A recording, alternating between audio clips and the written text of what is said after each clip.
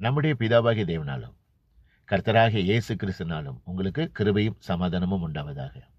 இன்றைக்கி நம்ம என்ன தியானிக்க போகிறோன்னா, இந்த பொறாமையை குறித்து வேத வசனத்தின் அடிப்படையில் இன்றைக்கி நான் உங்களோட தியானிக்க போகிறேன்.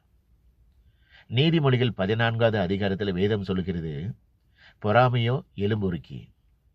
யாக்கோபு 3வது அதிகாரத்தில் வேதம் சொல்லியிருக்கிறது, இந்த பொறாமை எங்கே இருக்குதோ, யார்கிட்ட இந்த பொறாமை இருக்குதோ அங்கே கலகமும் சகல துர்செய்கைகளும் நடக்கும். அப்போஸ்தலனாகிய பவுல் 1 கொரிந்தியர் 3வது அதிகாரத்தில் சொல்லியிருக்கிறாரு, இந்த பொறாமை யார்கிட்ட இருக்குதோ அவர்கள் மாம்சத்துக்குரியவர்களாக இருந்து மனுஷ மார்க்கமாய் நடக்கிறார்கள். யாக்கோபு 3வது அதிகாரத்தில் வேதம் சொல்லுகிறது, இந்த பொறாமை பேய்த்தனத்திற்குரிய கனி, ஆவிக்குரிய கனி அல்ல, பேய்த்தனத்திற்குரிய கனி. நீதிமொழிகள் 27வது அதிகாரத்தில் வேதம் சொல்லுகிறது, உக்கிரம் கொடுமையுள்ளது, கோபம் நிஷ்டூரம் உள்ளது, பொறாமை என்றால் அதற்கு முன் நிற்கத்தக்கவன் யார்? ரோமர் 13வது அதிகாரத்தில் வேதம் சொல்லுகிறது, இந்த பொறாமை யார்கிட்ட இருக்குதோ அவங்களுடைய வாழ்க்கை இருண்ட வாழ்க்கையாக இருக்குமா. அதனால தான் ரோமர் 13வது அதிகாரத்தில் வேதம் சொல்லுகிறது, நீங்கள் பொறாமையின்படி நடவாமல் பகலிலே நடக்கிறவர்களைப் போல சீராய் நடக்க கடவீர்கள். கலாத்தியர் 5வது அதிகாரத்தில் வேதம் சொல்லியிருக்கிறது, இந்த பொறாமை மாம்சத்தின் கிரிகளில் ஒன்று இந்த பொறாமை. இந்த மாம்சத்தின் கிரிகளில் இந்த பொறாமை நம்மகிட்ட இருந்துச்சுன்னா தேவனுடைய ராஜ்யத்தில் நம்ம பிரவேசிக்க முடியாது. 1 பேதுரு 2வது அதிகாரத்தில் வேதம் சொல்லியிருக்கிறது, இந்த பொறாமை யார்கிட்ட இருக்குதோ அவங்களோட ஆன்மீகக்குரிய வளர்ச்சி அது தடுத்து விடுகிறது. 1 பேதுரு 2வது அதிகாரத்தில் வேதம் சொல்லியிருக்கிறது, கர்த்தர் தயவுள்ளவர் என்பதை ருசி நம்ம பார்க்கணும்னா இந்த பொறாமை நம்ம விட்டு நீங்கணுமா.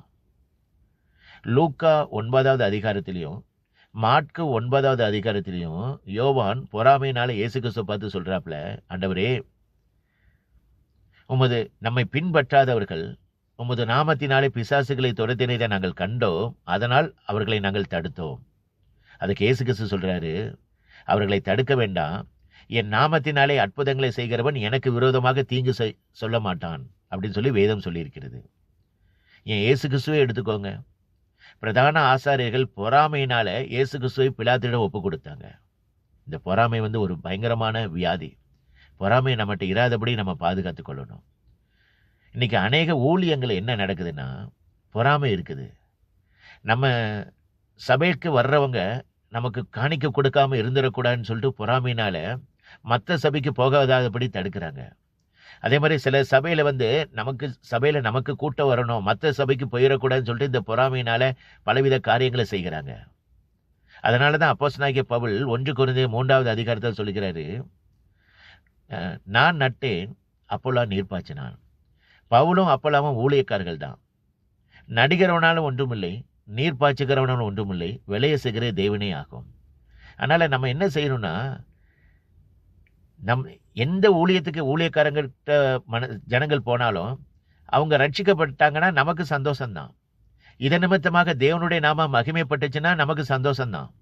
இதன் நிமித்தமாக அவன் தன் பாவத்தை விட்டானா நமக்கு சந்தோஷம்தான். அதை இன்னைக்கு ஊழியக்காரங்கள் நினைக்க மாட்டேங்கிறாங்க. ஏன் நினைக்க மாட்டேங்கிறான்னா, அவங்களுக்குள்ள பொறாமைகள் இருப்பதனால தான் சபைக்கு தான் வரணும், தன்னுடைய ஜனங்கள் மற்றவங்ககிட்ட போயிடக்கூடாது, தனக்கு வர வேண்டிய காணிக்க குறைஞ்சிடக்கூடாதுன்னு சொல்லிட்டு இன்னைக்கு பொறாமையினாலே இருக்கிறாங்க. அதனால் நல்லா கேட்டுக்கோங்க, பொறாமை இருந்துச்சுன்னா நம்ம பரலோக ராஜ்யத்தில் பிரவேசிக்க முடியாது. பொறாமை இருந்துச்சுன்னா நம்ம உடம்புல எந்த வியாதிகள் இருந்தாலும் அதிலிருந்து நமக்கு ஒரு விடுதலை கிடைக்காது.